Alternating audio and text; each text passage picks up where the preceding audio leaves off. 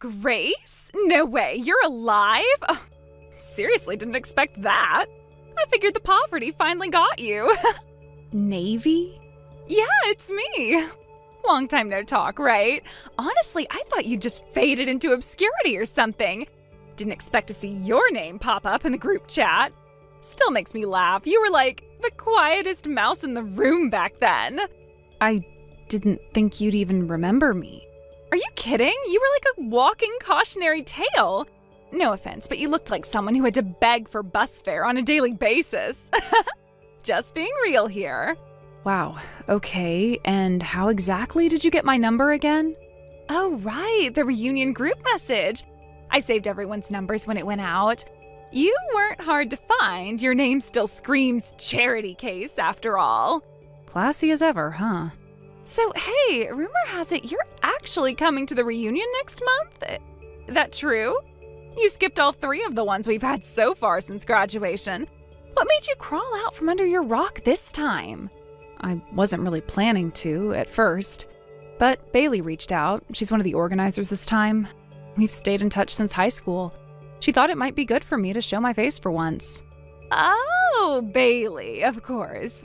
The 2 of you were always the awkward, socially invisible duo. What did people call you? The mute twins? That was never a real nickname. Maybe not your face. Anyway, makes sense. She probably just didn't want you sitting alone and looking sad again. Bet she's gonna babysit you all night so you don't end up crying in the bathroom. You really haven't changed at all, have you? And why would I? It's not like I peaked in high school. Unlike you, I actually did something with my life. And what's that supposed to mean exactly? Just saying. I live in the real world. You still look like someone who eats instant noodles 5 times a week and calls it fine dining. You know nothing about my life, so if you called just to insult me, you can stop now. Oh no, I did have a reason for reaching out. Besides getting a few laughs. Just wanted to give you a little warning, girl to girl. A warning? Mm-hmm. You're aware that Andrew is gonna be there, right? Yes, I saw his name on the guest list. Why? Don't play dumb. You liked him back in high school. Everyone knew it. You used to stare at him like he was the only person on Earth. Don't try to deny it now. That was over 10 years ago. I've moved on. Sure you have. But I know how girls like you think. Reunion rolls around, you think maybe, just maybe, you've got a shot now. You're hoping he sees you, remembers you, thinks, oh, she was kind of sweet, and boom, you finally get your fairy tale ending. That's not what I'm thinking. Yeah, well, don't get any ideas. Let me make this perfectly clear. He's mine. Excuse me? You heard me. Andrew and I, we've always been in the same league. He's successful now, he's hot, he's literally on TV these days. Entrepreneur, media darling, the whole package. And me, still hot, still fabulous, still the kind of woman who turns heads when she walks into a room. Okay, and this has what to do with me exactly? You're a potential obstacle. I don't like obstacles. So don't talk to him. Don't look at him like you did in high school. Don't even breathe in his direction. Got it?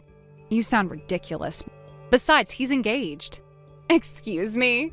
Andrew, he's engaged. I saw the announcement online. Nice try. Someone like you from your kind of background does not exactly have access to that kind of info. You really think social media has a class barrier? I think you lie to make yourself feel important. And trust me, it's not working. You were a nobody in high school, and nothing about you screams success now. Believe what you want, but I've got a steady job, I make enough to live well, and I'm doing just fine. Oh, wow. Did the thrift store promote you to assistant manager or something? Should I clap for you? If it makes you feel better to put me down, go for it. But I'm not the same girl you used to pick on. I'm not afraid of you anymore. Oh, you're finally growing a spine? That's adorable. Still doesn't change the fact that Andrew and I belong together. You can believe that all you want, Navy, but he's taken. And if he loves his fiancée, no reunion flirtation is going to change that. Please, love is a negotiation, and I'm a damn good negotiator. All I need is one night to remind him what kind of woman he should be with. You are unbelievable.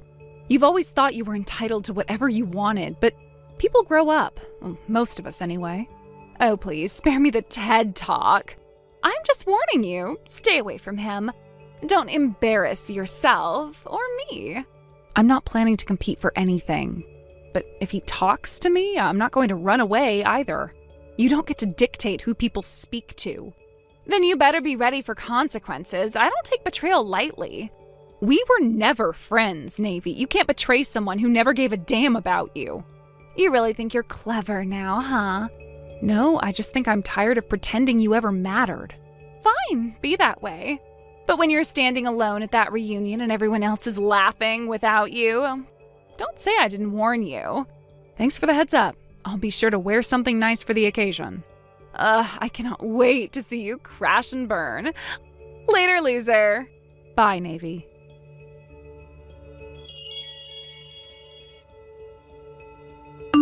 Grace? Where are you? The reunion already started, but you're not here yet?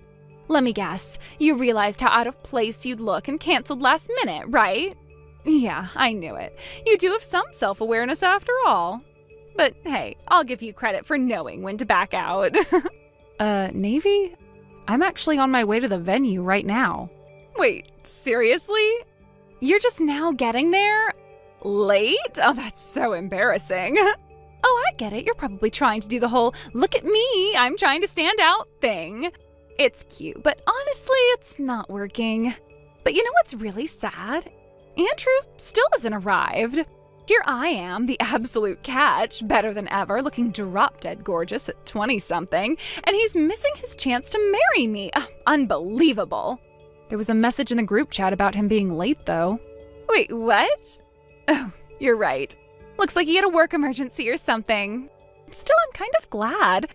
You and I are both running late, huh? Trying to copy Andrew's style to get his attention? Kind of funny. No, I'm not. Oh, relax, it's whatever. But let's see. Andrew's gonna be here in about 30 minutes.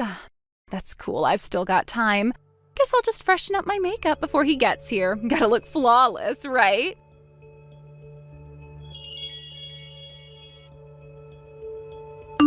What the hell? Who is that woman standing next to Andrew? Oh, this is impossible. What's going on here? What's your problem now? Is that Amy? The Amy? The model? She's a model? How did she get here? Why is she here? She's not even in our class. She wasn't even at our school. Why is she at our reunion? You really don't see it yet? See what? What are you talking about? Well, every time you text, Amy looks at her phone. You didn't notice? Wait, what? That can't be. What do you mean she's looking at her phone? You're just messing with me, aren't you? Oh, honey. No, I'm not. Look up. She's waving at you right now. No. No way. You can't mean. Don't tell me you're... Yep, that's me. I'm Amy. No, you're lying. You're just trying to mess with my head. You've gotta be.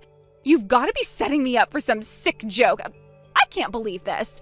You're telling me you're the same person who used to sit in the back of the class with the glasses too big for her face and the clothes from the discount store? That can't be you. Funny, isn't it? You see, when I cut ties with my family, I started living my life. Finally got a hold of everything I needed. And now, I'm not that girl anymore. I'm a different person, Navy. You wouldn't understand. But trust me, this is me. No, you can't be. This is some kind of sick, twisted game you're playing, isn't it? You and Andrew, you've planned all this. You want revenge on me for how I treated you in high school, don't you? You really think I'd waste my time on petty high school grudges? Come on. It's not about that anymore, Navy. Oh, but it is. It has to be. You're trying to make me look like a fool, like I've done something wrong when it's you who's messed up. You're using Andrew. He's the perfect pawn in your little game of revenge.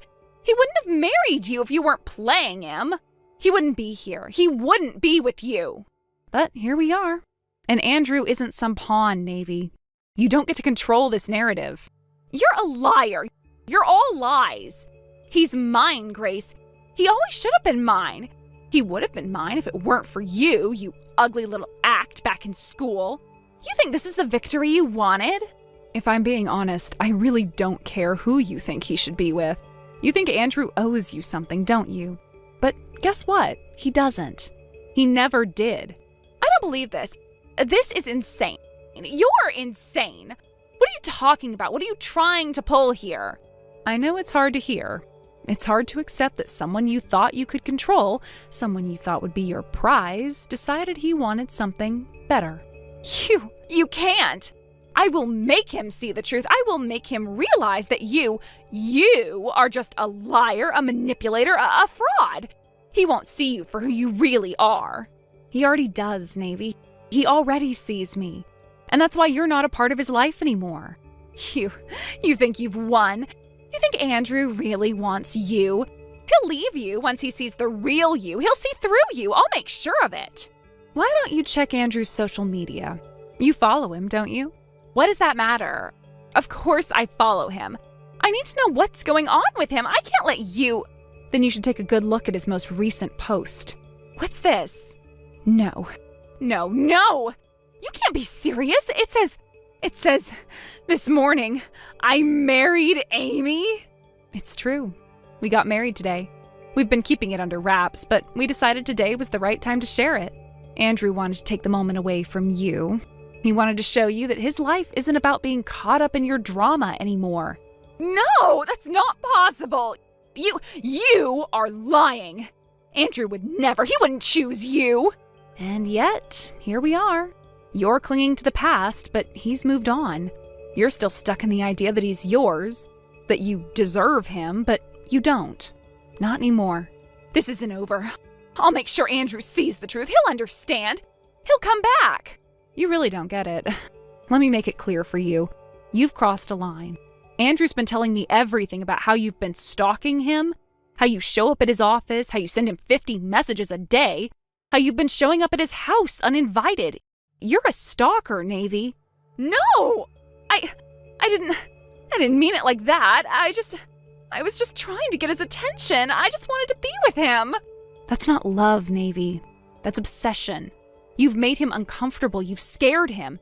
You've ruined every chance you had with him. And if you don't stop, I'll have no choice but to take legal action. No, I won't let you take him from me. You can't do this. I won't let this happen. It already has. And there's nothing you can do about it. Why are you doing this to me? You can't just ruin my life like this. You've already done that yourself. You think you've won? I'll make sure of it. You'll see. Don't contact him again. Don't contact me again. And if you show up at Andrew's workplace again or try to find his home address, I'll have no choice but to involve the police. You're lying. You're both lying. I'll tell everyone the truth. Everyone already knows. We've told them. What? How? How do you? My lawyer's on standby. He's ready to help Andrew and me take this further if necessary. But that's up to you. Stop while you're ahead, Navy. This isn't over. I won't let you win. I won't let him forget me. It's already done. Don't waste any more of your time. Goodbye, Navy. Can't just walk away from this. You can't just ruin my life like this. It's already over. And it was never about you to begin with.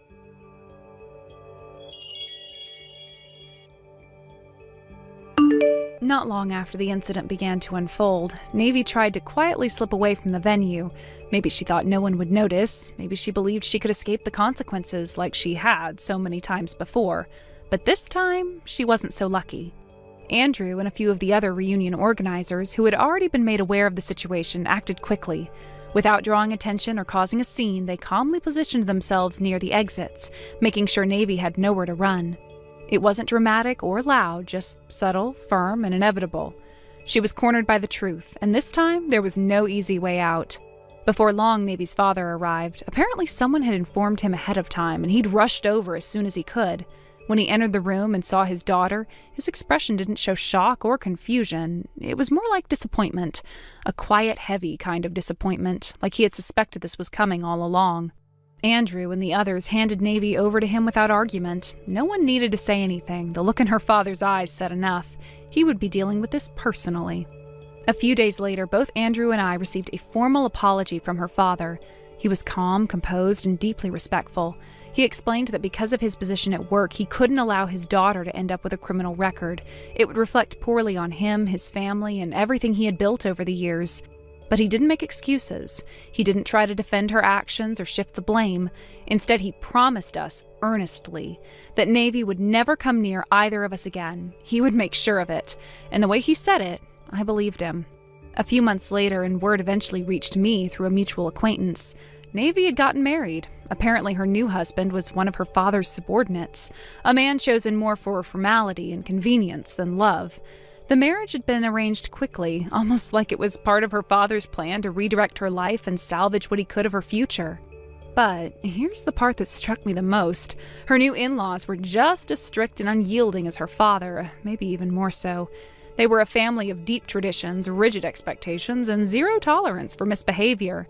Navy, who had once lived so freely and selfishly, now found herself living under intense scrutiny. According to the same acquaintance, Navy was struggling. Her new mother-in-law in particular was relentless, constantly correcting her, criticizing her, teaching her the proper way to behave as a wife in their household. Every little mistake was noted. Every failure was met with scolding, and Navy, who had once manipulated others without consequence, now cried quietly into her pillow at night, trying not to let anyone hear. It was strange to hear, not satisfying exactly, but sobering. The choices she made had finally caught up with her, just not in the way she expected. No court, no handcuffs, no headlines, but a quiet, relentless kind of justice, the kind that doesn't make noise but never goes away. Thank you for watching and listening. We hope you enjoyed the video. Don't forget to like this video and subscribe. Also, feel free to leave a comment about what you thought of the story. We look forward to seeing you at the next story. Thank you for watching. Please subscribe and hit the like button. See you next time.